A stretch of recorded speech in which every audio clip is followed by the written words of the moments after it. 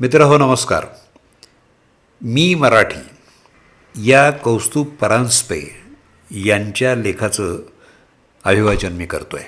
मी अभिवाचक दत्ता सरदेशमुख. मी मराठी.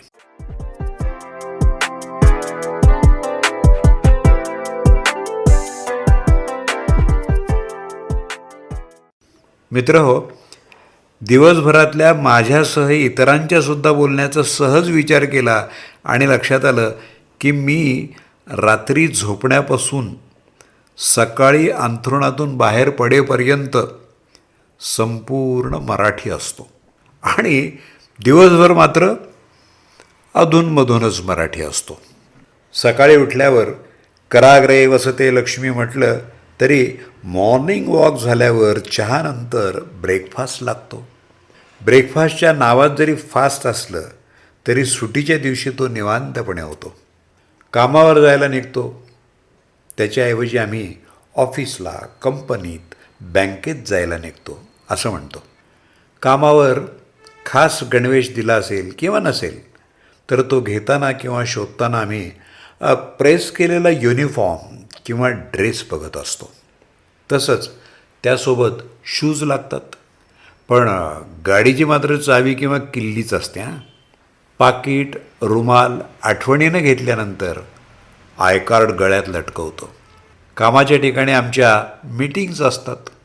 आज कोणाचा वाढदिवस आहे का याची चर्चा करून फोन करताना मात्र हॅपी बर्थडे किंवा हॅपी ॲनिव्हर्सरी असंच आम्ही म्हणतो किंवा अशाच प्रकारे मेसेज पाठवतो आणि वेळेनुसार गुड डे किंवा गुड नाईट असं म्हणतो.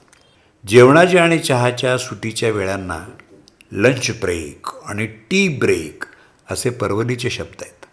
डब्यात पोळी भाजीच नेतो, पण ती लंच बॉक्समध्ये ठेवतो.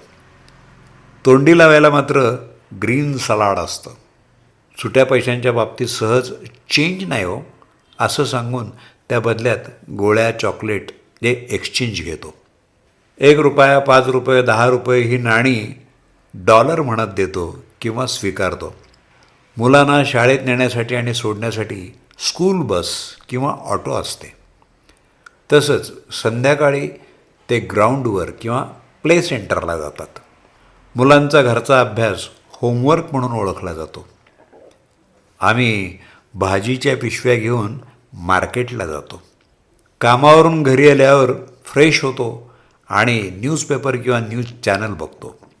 करमणुकीसाठी मात्र मराठी चॅनलच हवं असतं. बायको नोकरी करत असेल तर ती जॉब करते, करत नसेल तर हाऊसवाईफ असते. संध्याकाळी मात्र बऱ्याचदा सहज चक्कर मारायला बाहेर पडतो आणि कोणी ओळखीचं दिसलं तर राम राम किंवा नमस्कार असं म्हणतो. घरातल्या कोणासाठी ठरवून डॉक्टरांकडे जायचं असेल तर अगोदर न चुकता अपॉइंटमेंट घेतो. औषध किंवा गोळ्या असं म्हटलं तरी ब्लड, युरिन, शुगर यांचे रिपोर्ट असतात, पण डोळ्यांचा मात्र चष्माच असतो. उन्हाळ्यात उकडत असेल तर गरम होतं, थंडीत गार वाटतं, पावसाळ्यात पाऊस पडतो.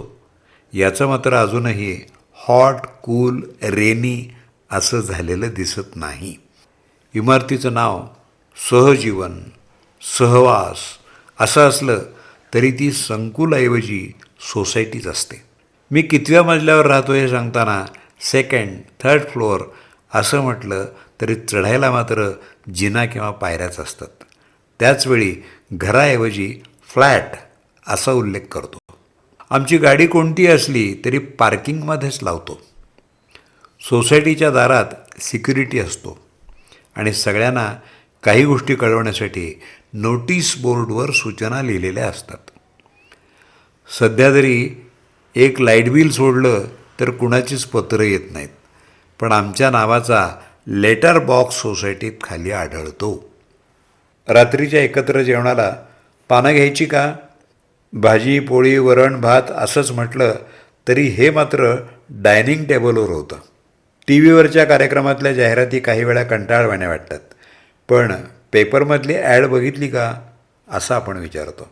माठ, खलबत्ता, पाटा, वरवंटा, पलंग यासारखे शब्द आणि या वस्तू कधीच हद्दपार झाल्या आहेत. त्याच्याऐवजी water filter, fridge, mixer, settee, bed, hall, kitchen, bedroom याचाच अर्थ लवकर लक्षात येतो. मित्रहो, रात्री परत अंथरूण घातलं का असं विचारून झोपण्यापूर्वी गुड नाईट असं म्हणतो आणि पांघरूण घेतो. झोपल्यानंतर परत सकाळी उठेपर्यंत मात्र मी मराठी असतो.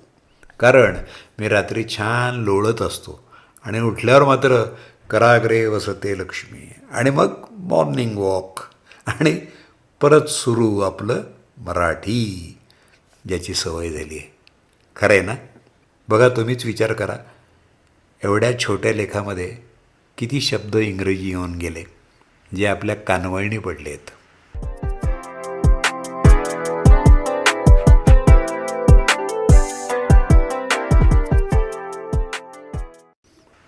मी मराठी या ललित लेखाचं वाचन आत्ताच आपण ऐकलं. लेखक कौस्तुभ परांजपे. त्यांचा मोबाईल नंबर 9579032601. ही पोस्ट परशुराम कार्यकर्ते, पुणे यांच्या सौजन्यानं मला प्राप्त झाली. मी अभिवाचक दत्ता सरदेशमुख.